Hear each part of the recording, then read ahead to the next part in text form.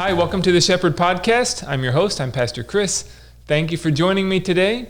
The Shepherd Podcast is a way to help you get to know some of the great people here at Shepherd of the Hills at our church, school, and child care. A lot of wonderful people with many gifts, and many of them using their gifts currently in the ministry in different ways. Someone who is very active behind the scenes in our worship services. He's been a great addition to our team, is BJ Cruz, and I'd like for you to get to know BJ a little better today. And so I'd like to welcome to the podcast now. BJ, welcome. Thank you, Pastor. How's it going? Doing great. Yourself? I'm doing good today. Good. And we are filming this on Veterans Day. Happy Veterans Day. Thank you. We'll talk about your military service as a part of the conversation today as well. Yes, sir. But first of all, I think we should start with your name. What does BJ stand for? Okay, so my name is Braulio Javier Cruz. So BJ for short because it makes it a lot easier for everybody. All right. And we don't have to feel self-conscious. We can't roll our R's well enough, right? I know. It's a nightmare for most people. All right. Well, BJ works great. And can you tell people what you do at Shepherd of the Hills? Okay, so I am what most people would call the sound guy. I'm an audio engineer. I'm going to school for audio engineering at this moment. And pretty much what I do is make sure that the service, everybody who are the speakers, the musicians, and whoever's going to be singing that day, they sound as best as possible so that the service, it's of good quality as it should be. You know, it's a service to God, so you got to give it the best quality you can. Yeah. Now, you are in school Yes. for this kind of thing. So what do you do in school? I mean, are you just practicing moving the levers around? It's got to be more complex than that. Yes. Okay. So there's a lot of like the gear part of it, understanding the gear, how the microphone works, how the cables work, all the different levels of sound. Like the sound that comes from a microphone is not the same level that it comes from an actual instrument or like, and all of those little tiny little details, they add up into the final product, into the final sound. Right. Learning how to execute and operate a mixing board, which is where you adjust and make a mix. So all of the sounds are balanced throughout the stereo field, and so people can listen to it and hear it with good sound quality. So nothing is overcrowding another instrument or singers. Also speaker placement, how the instruments sound, so you can adjust like different frequencies on them, so no instrument is clashing with each other. And a bunch of different types of software, audio production, like actually creating songs for other people or recording them. How do you do that? Because it's a very finicky process. It's a process that when it comes to recording itself, you have to have a certain amount of skills and good ear, lots of patience. And the one other thing that most people wouldn't think you learn at audio school is how to deal with people. Because musicians and artists, they are a different breed. So you have to understand how they work. Because creative people, they are a little different than most people. So you have to learn how to talk to them, how to not get them unmotivated. If they're feeling inspired, how do you not cut off their inspiration? Stuff like that. It's a lot of little things that go into it. So are you taught how to work with musicians and artist type people? I mean, in your classes, they say these are some ways to work with certain types of people? There is one of the last classes that I took is called music business, right? And so in the music business, they're telling us how to monetize, how do you charge people, or how do you make money out of recording and running live sound. But also, one of the main things is you have to establish good relationships with artists or musicians or people in the city that do this. And that was one of the things that they were stressing, is like you have to be like consistent on how, when do you arrive. You have to be very punctual. You cannot take up their time because they are busy and they're creative. So they would rather be in their house creating music or going somewhere else to create music. They're showing up to record something. They just want to get it done and get out. So it's a very nuanced kind of relationship. You're kind of like in the background, but the reality is, in most cases, you are kind of leading the thing. They don't know that you're leading the thing. They think they are, but you have to guide them to get the results that they actually want, not the ones you want. And you're talking more in the recording studio? And the recording studio, Okay. sometimes in live venues, like Okay. if you work, let's say, for a venue that does shows and you work for them, you're going to have a bunch of different artists showing up every week. Mm-hmm. And they're all different. They all have their little quirks about them or how they want their sound. Mm-hmm. You have to be able to communicate with them effectively. You have to have a lot of knowledge on what you're doing. So when they tell you something and they want it to sound a certain way, Mm-hmm. you can execute it so they're happy about it. Mm-hmm. It's how to deal with the managers or the actual people in the venue that are going to be, hiring you. You have to establish good relationships with them too. So it's a lot of tiny little relationships, and it's all about those. You can be great at music if you cannot handle a relationship with somebody, you cannot talk to somebody a certain way. Yeah. It's not going to have much success in it. Can you think of an example of a difficult experience you've had working with musicians or yes. people in your field? Way before I started school, back home, I used to record friends and people that would make certain types of music, either hip hop or rock, and word got around that I had some equipment and that I had a way to record them, and people started just showing up. It's like, hey, can you record me? And I remember this one guy, and he actually got kind of famous in the Latino world.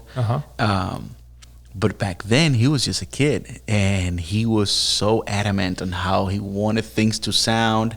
Okay. And he didn't understand either the theory of it. He didn't really understand how it was done. Yeah. And the things he was asking were kind of impossible Okay. with the equipment we had and Yeah, what he had to do. And it was weird because you have to adjust yourself. Just now I have to explain to this guy that what he wants cannot be done. Okay. And if he wants it done, you have to go to a studio that has thousands upon hundreds of thousands of dollars in equipment. Okay. And it's we got a laptop and a mic. Right. We need to figure this out some other way. Yeah. And he wasn't happy about it. And it's not much I could do at the moment. Later on, I learned some other things, and I reach out, and it's hey, I can do that. We can try that again. Now I know how to do it. Let's try it. Let's do it for free. I'm not even going to charge you. Let's try it. Yeah. So we reestablished that connection, and we became good friends after that. But it was one of those things. It was a little difficult at the beginning. Yeah. And, you got to humble yourself sometimes. Okay. And understand that you do not know everything. And, you figure it out and reach back out and say, hey, let's try that again.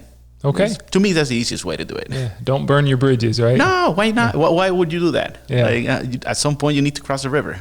Yeah, that's true. Well said. Way to run with the metaphor, right? Mm-hmm. Yeah. So tell us, how did you get interested in being the audio guy going into this field? Well, at a very young age, I was always interested in music. My mom and my dad, they are very musical people. Okay. They don't play any instruments, but my mom would listen to a lot of music, especially Sunday, when it's Sunday cleaning in the house. Okay. That stereo equipment was loud. Really? Oh, yeah. Mom's rocking out while she's cleaning. And she was just playing this old Spanish ballads and salsa music, and it's just booming through the house.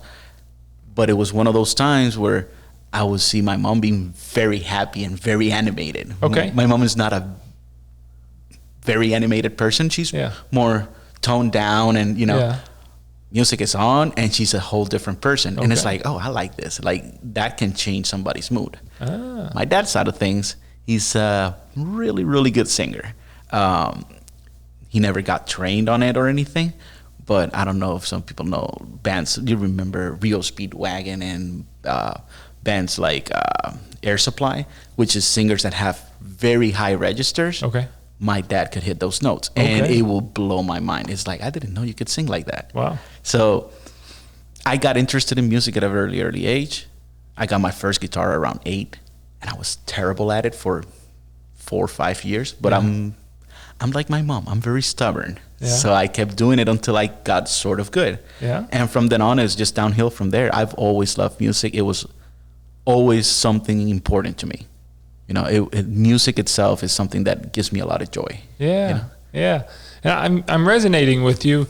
I come from a musician's family. My dad's a professional drummer. He's been a part of a band, for decades. He actually ran his own band, and so he was the guy who was interacting probably with the sound guy. So I totally understand, running in the musician's world, and that, and you're on a different side of that, but it's still all part of that same world. So you became interested in this field, and then where is this going to take you? I mean, what are your career goals? Yeah. Okay. So now that I'm actually taking it really seriously, because I mean I've done it in an amateur level for years, but I never really took it seriously. Like, okay, I'm gonna make a career out of this. So I got it into a school to educate myself properly, and I learned a lot of things wrong that I had to fix. You had to unlearn some things. Oh, yes. And that's a tough process. It is. It's a lot harder to unlearn than actually learning. You're right. But at the end of this road, any kind of involvement in music would be great. But at the end of the road, I think where I could shine or I could do something really good is actually producing music. It's translating somebody's lyrics or somebody's thoughts on a song or some sort of rhythm and translate it into a final product that is listenable and that's enjoyable for other people. Because sometimes most musicians, they have amazing ideas, or singers, they have this great idea, but they don't know how to bring it from what an idea is to an actual solid product. Okay. And I think I might be really good at that. I've done it at an amateur level, and I have middling to decent success in some of those things. Like, it's like, okay, this actually sounds good. I thought I wasn't gonna, but it does. Yeah. And now that I'm training, that I'm actually going to school for it, that I'm learning the proper way of doing it, I think that's where this is gonna end up leading me, into producing other people's music. How to get there? There's many ways to get there. Yeah. For example, one of the ways is doing live sound for a church, because now you get to interact with a bunch of musicians. They're all different. They change almost weekly. The roster or the musicians or the singers you're gonna have from one service to another are not the same. So you have to be thinking on your toes, and you gotta figure out how I'm gonna make this particular group sound as best as they can. And it's just really good practice. It has become something that is like, oh, this is really good practice for me. Okay, good. Well, I'm glad you're getting that experience here. And in the meantime, you're making our services sound really good. We try hard. Yeah, the hard work pays off. Thank you. Let's go back a little bit then and talk about your upbringing. You mentioned your parents. You grew up in Puerto Rico? Yes, the island of Puerto Rico. I come from this town called Barceloneta. It's a very small town in the central north shore of the island. Okay. It was back in the 18s and the 1900s or something like that. It was this sugar place. They just have fields of sugar, and they have like sugar plantations over there. And so it's a town that is always involved in agriculture. So it's a small town kind of vibe. Okay. And then the factories came in, and then a lot of people piled into a very little town. Oh, okay. And it was good. It was different than how it started, but the town changed a lot, and it became more vibrant. There was a lot of things going on as far as music, sports, and there was a lot of things going on in that town. So it was a really fun time growing up over there. Okay. Growing up in Puerto Rico, you're bilingual? Yes. Right? When did you learn English? So one of the things that my mom did for me, that she was very smart, she looked ahead, I guess. She insisted on making me go to this bilingual school. Oh. Like, the curriculum was half in Spanish, half in English. So you would take Spanish, social studies, and what else? I think it was Spanish, social studies, and I think gym and health class, those were in Spanish. But anything related to math, science, and the English class, that was in English. Oh, so they did entire subjects in a language. Yes. Okay. And it's, that school is called Piaget. Like, there was this educator named something Piaget, I remember. And they really, really have a method of teaching English as a second language. So I went there until like I was in 4th grade.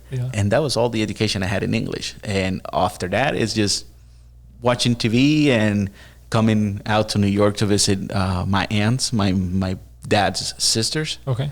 and I just got a lot of practice that way. Yeah. My spoken word English wasn't great when I moved to the States. It was still lacking a few things because I didn't have that every day talking to somebody. Yeah. But once I moved here, I had to learn real quick, and it was a good thing moving out here because that made my English just improve dramatically. Sure. How old were you when you moved to the U.S.? I was around 25. I want to say 25. And what brought you to the U.S.? Because I joined the Army. Okay. So once you're receiving instructions in English and they're being yelled at you, and if you don't listen to what they're saying, you're going to do a lot of push-ups, then you might as well learn English real quick. I bet. And I did a lot of push-ups, let me tell you. Yeah? Because of the language barrier? Yes, at the beginning, yes. Really? I kind of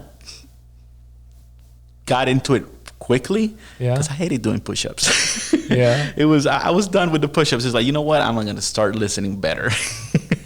But yeah, it was a thing where the job in the Army, like it's like any other job, you have to listen, you have to communicate, and you have to be effective at it. Right. If not, it's not going to work. Right. So the practice helps. Like practicing, it's like, okay, you need to get this done, Cruz. Hurry up. Yeah. And it's all right. And now I understand the instructions. And it helped me get better at English.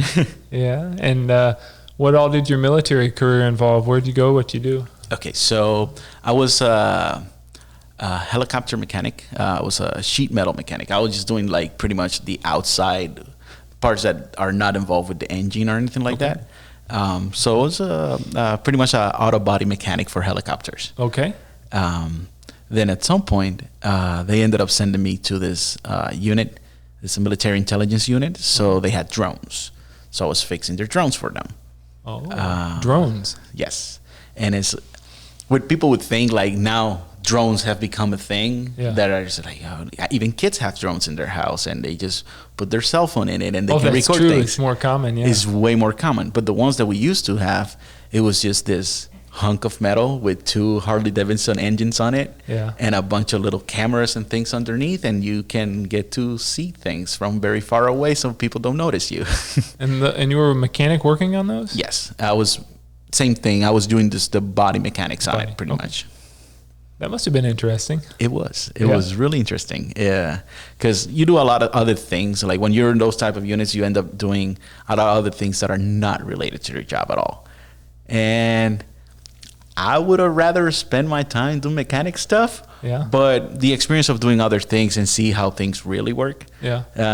It was a different experience, let's just say. Yeah. What were some of the other things, the non-mechanic things? Like, for example, in the military intelligence unit, there's like data gathering. Like you're gathering data and you just transfer it to somebody and they make reports, and that's how you do with those reports. It's like how the Army operates and know where they're supposed to go, where they're supposed to do a certain mission, or how do you keep other soldiers safe. Like one of those things that it was very fulfilling about it is like we got infantrymen down and boots in the ground, and we are up there just keeping an eye on them, making sure nothing happens to them. And that's a good feeling. That one of those things that was a really good feeling, because it's like you got your brothers down there, you don't know them, you don't know their names, they're not even in your unit, but it's like they count on me to make sure that they're okay. And it's one of those things where you get back from being over there and you get to have this conversation. It's just like, oh, you are the guys up there looking at us, making sure we're okay. Thank you. And it's like, why are you thanking me? You're doing the hard job. You're one of the tough guys down there. Like you're the tough guys. It's like, without you, we don't make it every time. You know, we won't be able to make it. Yeah. So it's a kind of like a cool relationship, because most people would think it's like, well, you're just in a military intelligence unit, you're just doing surveillance and stuff like that. It's a bunch of nerds. And it's like, well, the tough guys thinks that we're really cool. Yeah, right. It's like, oh yeah, thank you. I appreciate it. Yes, you're an important part. It's a cool thing. It's a cool little relationship right there. Yeah. Where were you stationed? I was stationed most of my career in Fort Hood, right here in Texas. Oh, okay. And I spent most of my time over there. I did a little time in Virginia, That's where you get your training for aviation mechanics and stuff. Okay. For Eustis, Virginia. But yeah, most of my service I spent here in Fort Hood. Mm-hmm. And that's how I ended up coming back to Texas, because it's like I loved it when I was here. Like I always thought Texas was actually pretty fun. Yeah.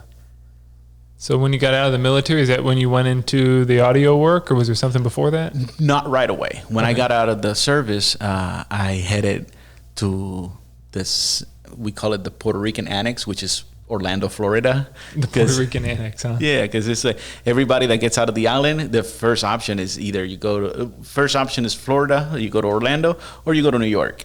Those are pretty much, now it has changed a lot. Like there's a lot of more people just moving just around, because I mean the world has changed a lot. But it was very common to have like this very big Puerto Rican communities on those two places, either Orlando or New York City. Okay.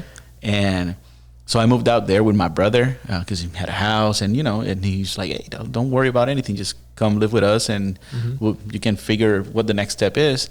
Ended up working at a furniture store, selling couches and recliners for a living for a little bit, which was fun. It was a different thing. It was another thing that was a little different than what I was used to. Trying to convince somebody to get something that they don't really need, but they might want. Don't really need, but might want. Yeah. But you develop social skills in that kind of job, and that helps. It's really good to have. Mm-hmm. And it's a good tool to have in your pocket. Absolutely. So you did the furniture sales, and then the pandemic hit. And when pandemic hit, it's at least for me, it was a process of where I ended up reevaluating my life in a lot of ways. It's like, okay, so now you're 32 years old. At that time I was 32. So what's the next step for you? What are you going to do? So are you going to keep selling furniture? I mean, you're making decent money. You're okay. You're making rent. You're good.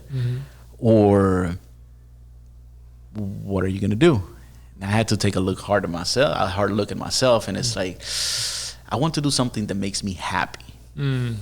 Because you can always make money. Money comes and it goes. And when you die, you can't take it with you anyway. So might as well spend your life doing something that actually makes you happy. So I had to think, it's like, what makes me happy? What has always made me happy regardless of what's going on? Yeah. And the answer was always the same. It's music. It was always music. And I just ended up taking a leap of faith pretty much. Yeah. It's just, might as well do it. You're still sort of young, so you still got a few years ahead of you that you can make it a go with it and try it out. And if it doesn't work out, you know how to sell furniture. Go sell furniture then. If it doesn't work, then you can fall back into something else. But actually give it a good go. And it came to a situation where I started researching schools for audio engineering or audio or for music and stuff. They tend to be a little expensive. A little expensive. But then I found this very great school. It's called the Audio Engineering Institute, run by Marius Perron, the guy that recommended me to work here. Yeah. And it's just one of those things. It's like the curriculum was great. It's not crazy expensive. Like, if you really think about what they're going to be teaching you there, it's like, actually, this is worth that. But they're not overcharging you for things that you're never going to use. And he's a very well-respected audio engineer. The studio that he works at is a very good place to go to. And it's like, you know what? I guess San Antonio it is. So I just grabbed my car and that little white Kia that you always see outside and just jumped in it, put everything I owned in it, and I started driving over here. Okay. And here we are. You mentioned taking a leap of faith. Was it scary to leave what you were doing, a job where you pretty much knew what to expect, and to enter into this unknown territory? Terrifying. Terrifying? Yes, it's terrifying because there's people that make those decisions on like this, right away, and they don't think much about consequences or anything.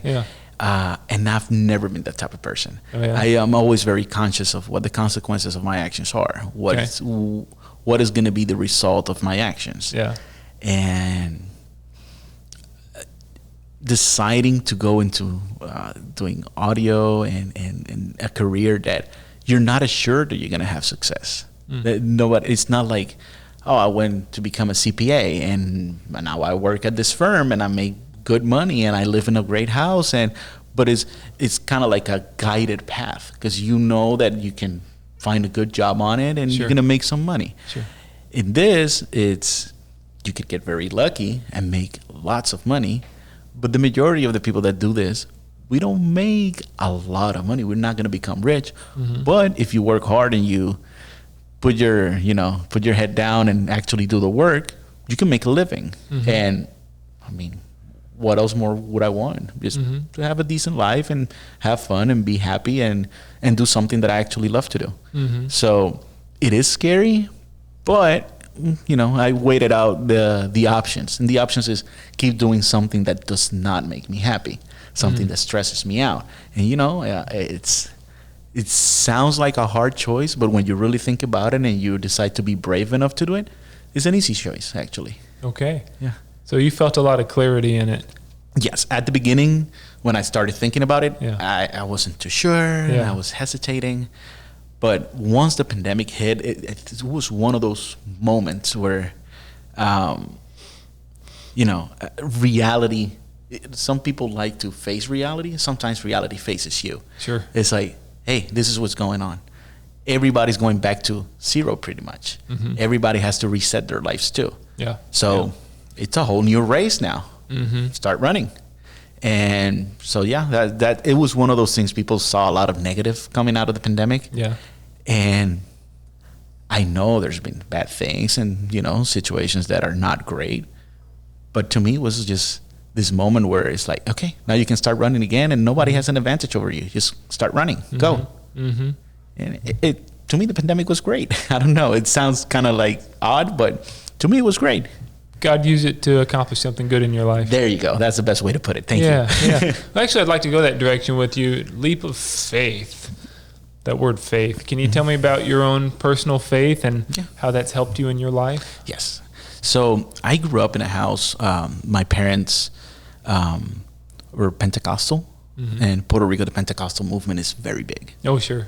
And so at a very early age, it wasn't a question. If you wanted to go to church, you're going. Yeah.